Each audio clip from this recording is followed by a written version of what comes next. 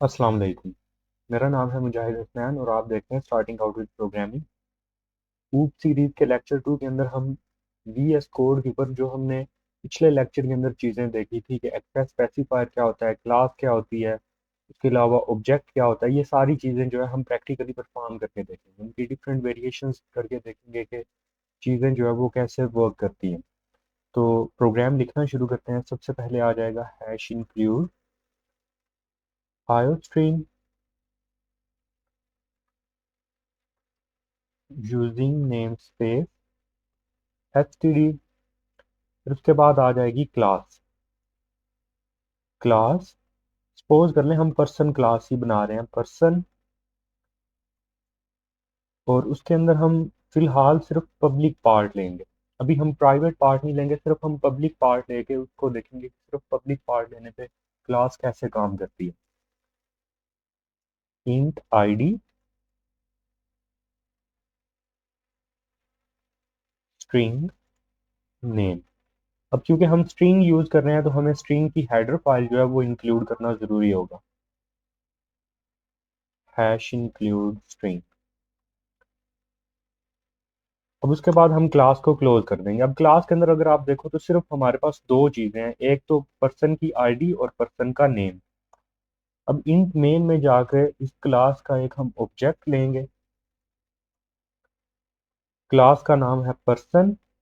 अगर आप देखो तो पर्सन का पी मैंने जो है वो कैपिटल रखा है। जब भी आपने क्लास का नेम लेना है तो कन्वेंशन ये है कि आप क्लास का जो नेम का जो फर्स्ट लेटर है आप उसको कैपिटल रखो।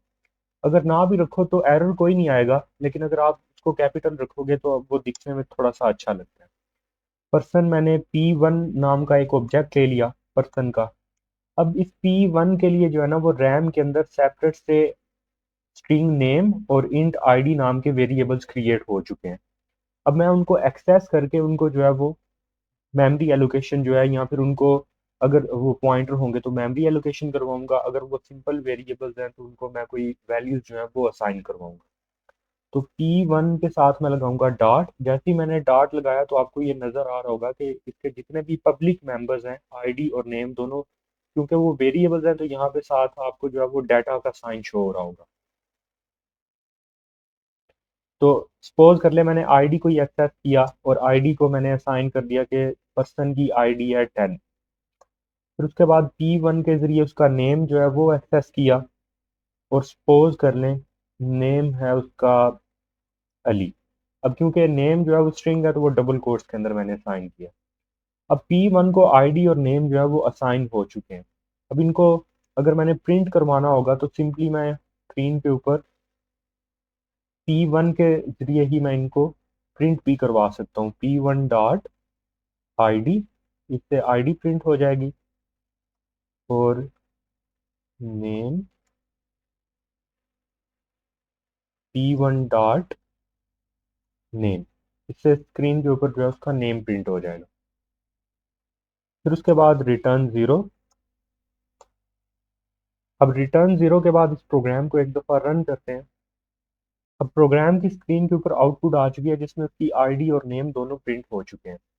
अब अगर मैं चाहूँ तो बाद में मैं ये जो वैल्यूज़ मैंने इनको असाइन करवाई है ये मैं चेंज भी कर सकता हूँ।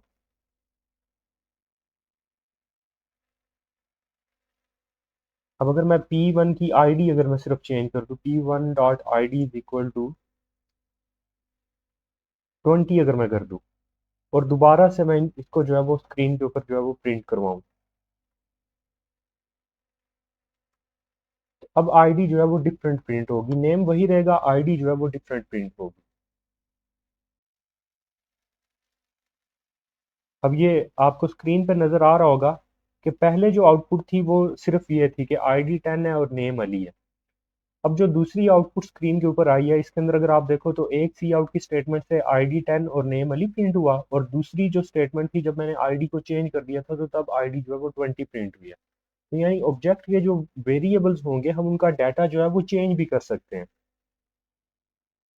अब इसके अंदर हम क्या करेंगे कि अब एक वेरिएशन ये करते हैं कि हम अब जो प्राइवेट है उसको भी हम लेके चलते हैं साथ में, कि अगर हम साथ में एक्सेस स्पेसिफायर जो है वो प्राइवेट में ले लें। अब जैसे ही मैंने जो है ना वो एक्सेस स्पेसिफायर जो है वो प्राइवेट किया, स्पेलिंग जो है वो ठीक कर लो। अब जैसे ही इसके अंदर हमने एक्सेस स्पेसिफायर को प्राइवेट किया, अब प्राइवेट करने के ऊपर जो है ना, मैं ये जो आईडी और ये जो नेम है इनको एक्सेस नहीं कर सकता। अगर मैं इस प्रोग्राम को मैं रन करूंगा तो ये एरर देगा। अगर आप वैसा भी देखो तो ये नीचे रेड लाइन शो करवा रहा है आईडी के नीचे। वो बोल रहा है कि जो, अगर आप यहाँ पे इसके ऊपर कर्सर लेके आओ तो कर्सर के ऊपर वो दिखा रहा है मेंबर पर्सन आईडी जो है ये हमारे पास इनएक्सेसिबल है। क्यों इनएक्सेसिबल है? क्योंकि अब ये प्राइवेट है। अब प्राइवेट मेंबर्स को एक्सेस हम कैसे करेंगे? उनके लिए हमें पब्लिक पार्ट के अंदर उनके लिए फंक्शंस कुछ बनाना पड़ेंगे जो जिससे उनको हम इनडायरेक्टली एक्सेस कर सकेंगे। अब सपोज कर लें मैं इन प्राइवेट मेंबर्स को कोई वैल्यू असाइन करवाना चाहता हूँ, तो उनके लिए मैं फंक्शन बनाऊंगा सेटर फंक्शंस, जो इन प्राइवेट मेंबर्स को वैल्यू सेट करवाएंगे। अब जितने भी सेटर फंक्शन होंगे मोस्ट ऑफ द टाइम उनकी रिटर्न टाइप हमेशा जो है वो वॉइड होगी। और अब मैं आईडी सेट करवाना चाहता हूँ तो मैं फंक्शन का नाम भी रखूंगा सेट आईडी। और इसके अंदर मैं पैरामीटर सेम उसी डाटा टाइप का पास करवाऊंगा जिस डाटा टाइप का मेरे पास ये वेरिएबल है। तो आईडी की जो मेरे पास डाटा टाइप है वो है इंटीजर। तो मैंने यहाँ पे सेट आईडी के लिए जो पैरामीटर लिया उस आई की जो डाटा टाइप है वो भी इंटीजर है। अब id इज इक्वल टू मैं आई कर दूंगा, तो जो भी मैं सेट आईडी फंक्शन के अंदर पैरामीटर पास करूंगा वो आईडी को असाइन हो जाएगा। इसी तरह हम नेम के लिए भी बना लेते हैं वॉइड सेट नेम। और इसके अंदर अब हम किस डाटा टाइप का पैरामीटर पास करवाएंगे? स्ट्रिंग डाटा टाइप का, स्ट्रिंग नेम। अब आप सोच रहे होंगे कि मैं इतनी बेसिक चीजें क्यों बता रहा हूँ, क्योंकि अक्सरियत स्टूडेंट जो है ना वो यहाँ पे गलती करते हैं। सेटर फंक्शन के अंदर हमेशा सारे पैरामीटर्स इंटीजर डाटा टाइप के पास करवा देते हैं। सेट नेम बनाएंगे, यहाँ पे इंट नेम पास करवा देते हैं। तो अब नेम हमारा जो हम सेट करवाना चाह रहे हैं वो नेम हमारा है स्ट्रिंग डाटा टाइप का।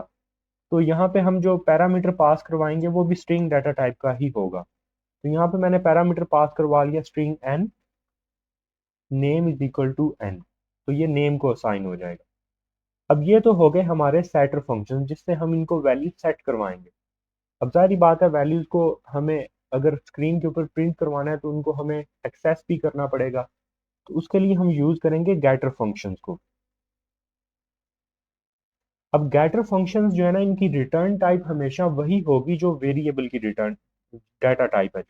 मसलन जो मेरे पास आईडी है उसकी डाटा टाइप है इंट, तो मेरे पास उसका जो गेटर फंक्शन होगा आईडी का उसकी भी जो रिटर्न टाइप है वो इंटीजर होगी। तो मैं यहाँ पे लिखूंगा इंट गेट आईडी, और इसके अंदर अब कोई भी पैरामीटर नहीं आएगा और साथ में हम एक कीवर्ड लगाएंगे कांस्ट का। अब ये कांस्ट का कीवर्ड क्यों लगाते हैं ये भी मैं आपको बताता हूँ। अब क्योंकि ये जो गेटर फंक्शन है इसने हमें सिर्फ वैल्यू जो है वो रिटर्न करवा के देनी है, उसको सिर्फ एक्सेस करवाना है कि वो वैल्यू है क्या, उसके अंदर कोई भी चेंज नहीं करवाना। चेंज करवाने के लिए हमारे पास ये जो सेटर फंक्शंस हैं ये है। तो सेटर फंक्शंस जो है वो वैल्यू को चेंज करवाएंगे या वैल्यू को असाइन करवाएंगे। और जो गेटर फंक्शन है उसने सिर्फ वैल्यू एक्सेस करवानी है, उसको चेंज नहीं करवाना। तो इसलिए हम इस फंक्शन को क्या कर देंगे, हम कांस्टेंट बना देंगे। ये जितने भी हमारे प्राइवेट मेंबर्स हैं अगर हम इनको कोई भी वैल्यू असाइन करवाने की कोशिश करवाएंगे, अगर सपोज करें यहाँ पे मैं I D is equal to 10 लिखता हूँ तो यहाँ पे एरर आ जाएगा, क्योंकि वो बोल रहा है कि एक्सप्रेशन जो है वो मॉडिफाइबल कोई वैल्यू है और हमारा जो फंक्शन है वो कांस्टेंट है। तो कांस्टेंट फंक्शन जो है उसके अंदर हम इसको चेंज नहीं करवा सकते। तो हम इसके अंदर सिर्फ और सिर्फ जो है वो वैल्यूज को एक्सेस करवा सकते हैं अगर हमारे फंक्शन के साथ कांस्ट का कीवर्ड लगा हो। अगर कांस्ट का कीवर्ड नहीं लगाएंगे हो सकता है हम एक्सीडेंटली कोई ऐसी स्टेटमेंट लिखते हैं जिससे हमारे प्राइवेट मेंबर्स की जो वैल्यूज हैं वो चेंज हो जाएं। तो हम इसलिए यहाँ पे एहतियातन साथ में कांस्ट का कीवर्ड लगा लेते हैं। फिर इसी तरह हम जो है वो नेम के लिए भी बना लेंगे स्ट्रिंग गेट नेम, और इसके आगे भी हम लगा देंगे कांस्ट। अब उसके बाद इसके अंदर भी क्या होगा, हम सिर्फ और सिर्फ वैल्यू जो है वो रिटर्न करवा देंगे नेम, रिटर्न नेम। अब रिटर्न नेम के बाद हम आ जाते हैं अपने इंट मेन के अंदर। अब जहां पे हमने ये स्टेटमेंट लिखी है ना इसको हम कर देते हैं कमेंट, क्योंकि अब इसके ऊपर आ रहा है एरर। अब हम P1 को हमने आईडी सेट करवानी है तो हम क्या करेंगे P1 डॉट। अब अगर आप डॉट लगाओगे तो सिर्फ उसके जो पब्लिक मेंबर फंक्शन या सेटर और गेटर सिर्फ वो आपको शो हो रहे होंगे। जो उसका आईडी और नेम वेरिएबल हैं, क्योंकि वो प्राइवेट है तो वो आपको यहाँ पे शो भी नहीं हो रहे। अगर मैं सेट आईडी करता हूँ, सेट आईडी के अंदर मैं पास करता हूँ 10, तो ये वेरिएबल जो मेरे पास आईडी है उसको 10 आईडी जो है वो सेट हो जाएगी। इसी तरह अगर मैंने नेम सेट करवाना है तो मुझे जो नेम का सेटर फंक्शन है वो यूज करना पड़ेगा, p1 डॉट सेट नेम। और सेट नेम के अंदर अगर मैं पास करूंगा अली, तो वो उसको असाइन हो जाएगा। अब यहाँ पे जब प्रिंट करवाना है तो प्रिंट करवाने के लिए भी हमें ये सेम गेटर फंक्शंस ही यूज करना पड़ेंगे, गेट आईडी। और यहाँ पे साथ में आपको जो है ना ये पेरेंथेसिस लाजमी लगानी पड़ेंगी। सिर्फ गेट आईडी लिखने से जो है वो फंक्शन की कॉल नहीं होगी, क्योंकि जब भी फंक्शन की आपने कॉल करनी है तो साथ साथ में ये जो फंक्शन को इन्वोक करने का ये जो पैरामीटर है ना, इसको आप फंक्शन इन्वोक पैरामीटर भी बोल सकते हो या फंक्शन कॉल पैरामीटर भी आप इसको बोल सकते हो। ये जो एम्प्टी पैरेंथेसिस है ये लाजमी आएंगे, तो ये लाजमी आपने लगानी है गेटर फंक्शंस के साथ। इसी तरह हम नेम के लिए भी गेट नेम लिखेंगे,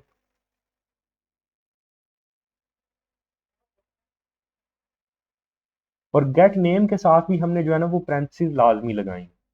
अब ये जो हमने वैल्यू चेंज करवाई थी आईडी की, इसको भी हम सेटर फंक्शन के जरिए सेट करवाएंगे, सेट आईडी, और उसमें हम पास कर देंगे 20।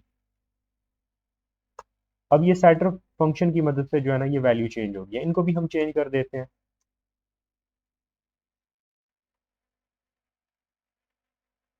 गेट आईडी और गेट नेम।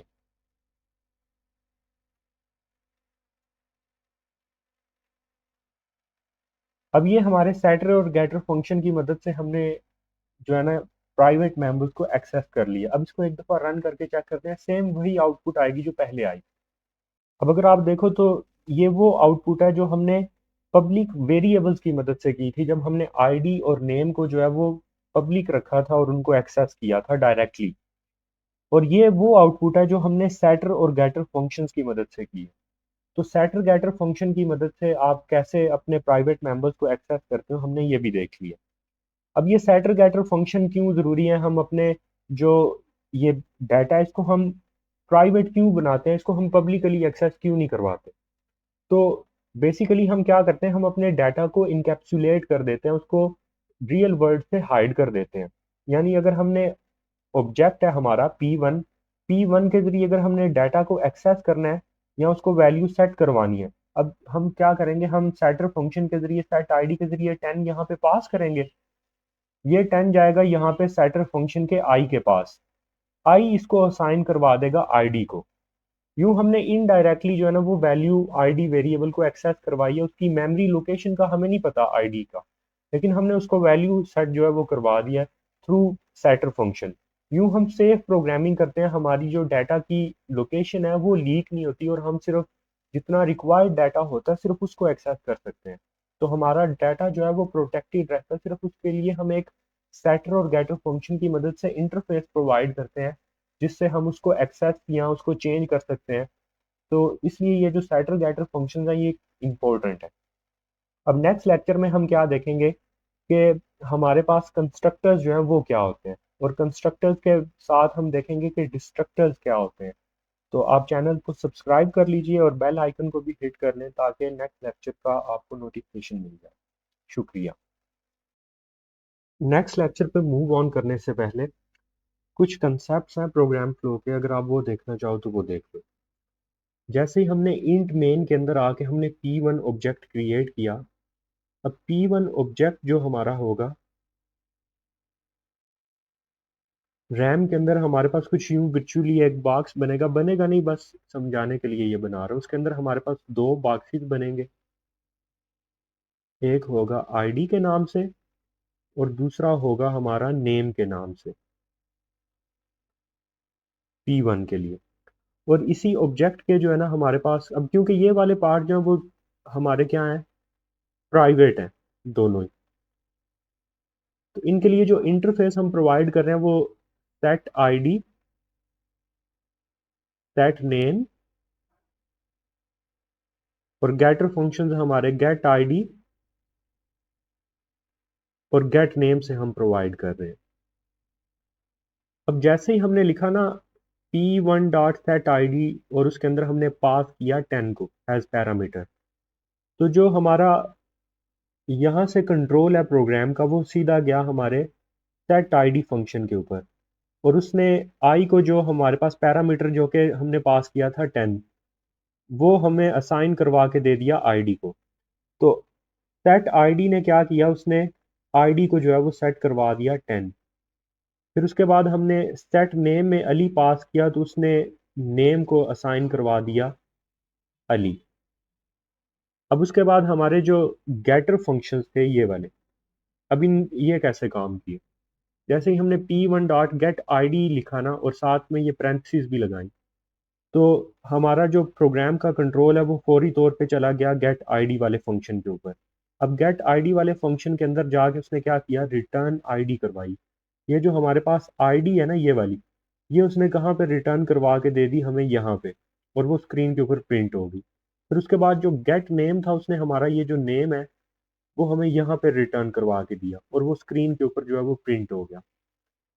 और अब जब हमने यहाँ पे सेट आईडी जो है ना वो दोबारा की, हमने 20 आईडी की, तो सेट आईडी फंक्शन ने अगेन जो है ना वो 10 के ऊपर ओवरराइड करवा के यहाँ पे 20 स्टोर करवा दिया। और अगेन जब हमने सेटर गेटर फंक्शंस कॉल किए तो वो सेटर गेटर फंक्शन जो है वो स्क्रीन पे प्रिंट हो गए। अब अगर हम सपोज करें, अगर हम कोई यहाँ पे साथ एक और ऑब्जेक्ट भी ले लेते ना p2, तो ये नहीं होना था कि उसके लिए भी सेम उसी जगह पे या सेम जो है ना वो वेरिएबल्स यूज होने थे। उसके लिए रैम के अंदर अलग से जो है ना वो सारी चीज़ें जो है वो बन के आनी थी। उसका जो आईडी और नेम का जो वेरिएबल वाली लोकेशन है वो पहले वाले p1 से बिल्कुल डिफरेंट होगी, यानी वो दोनों एक दूसरे से लिंक्ड नहीं है। अगर हम इसका आईडी और नेम चेंज करेंगे तो इसको उससे कोई फर्क नहीं पड़ेगा। तो यानी अगर हम एक क्लास के एक से ज़्यादा ऑब्जेक्ट्स अगर हम लेते हैं तो वो दोनों को रैम के अंदर जो है वो डिफरेंट मेमोरी एलोकेशन होगी। और एक और चीज़ भी आप याद रख लो कि जो चीज़ें हमने यहाँ पे प्राइवेट के अंदर जो वेरिएबल्स ये लिए हुए हैं ना, इनको रैम के अंदर तब मेमोरी एलोकेट होती है जब हम कोई ऑब्जेक्ट क्रिएट करते हैं उस क्लास का। जैसे ही हमने ये p1 क्रिएट किया तब रैम के अंदर जो है ना आईडी और नेम जो है वो रैम के अंदर उनको जगह मिलेगी, उससे पहले इनको रैम के अंदर जगह नहीं मिलेगी। तो इसलिए जब ये चीज़ जो है ना, ये कंसेप्ट है कि ये भी आप याद रख लो कि जब हम ऑब्जेक्ट क्रिएट करेंगे तब रैम के अंदर जो है ना वो मेमोरी एलोकेशन होगी उसके प्राइवेट मेंबर्स वेरिएबल्स को।